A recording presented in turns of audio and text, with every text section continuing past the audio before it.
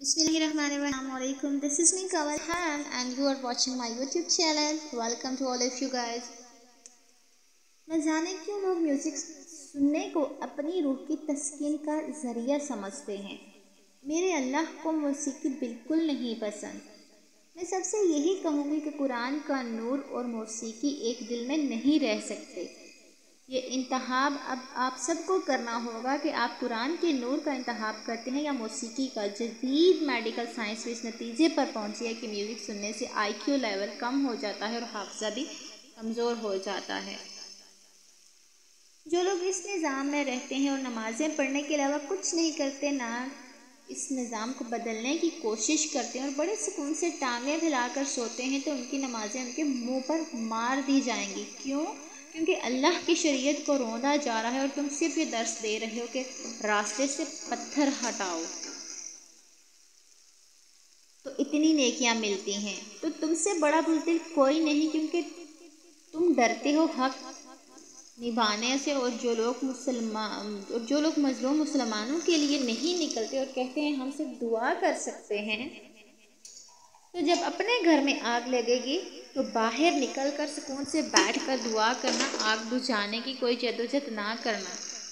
फिर हम कहेंगे कि तुम सच में ही दुआ कर सकते हो। अगर तुमने आग बुझाने की कोशिश की तो फिर तुम लोगों से बड़ा मुनाफिक कोई नहीं है।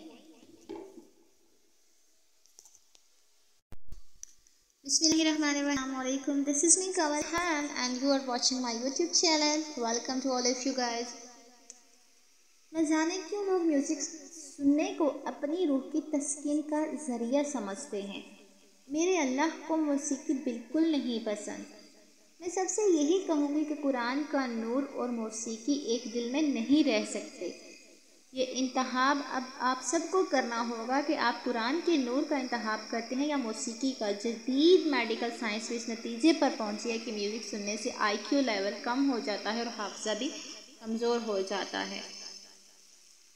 जो लोग इस निज़ाम में रहते हैं और नमाज़ें पढ़ने के अलावा कुछ नहीं करते, ना इस निज़ाम को बदलने की कोशिश करते हैं और बड़े सुकून से टांगें फैलाकर सोते हैं, तो उनकी नमाज़ें उनके मुंह पर मार दी जाएंगी। क्यों?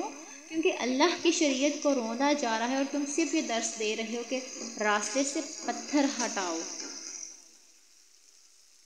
तो इतनी नेकियां मिलती हैं। तो तुमसे बड़ा बुज़दिल कोई नहीं, क्योंकि तुम डरते हो हक निभाने से। और जो लोग मज़लूम मुसलमानों के लिए नहीं निकलते और कहते हैं हमसे दुआ कर सकते हैं, तो जब अपने घर में आग लगेगी तो बाहर निकलकर सुकून से बैठकर दुआ करना, आग बुझाने की कोई जदोजहद ना करना।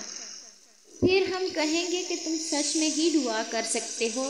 अगर तुमने आग बुझाने की कोशिश की तो फिर तुम लोगों से बड़ा मुनाफिक कोई नहीं है।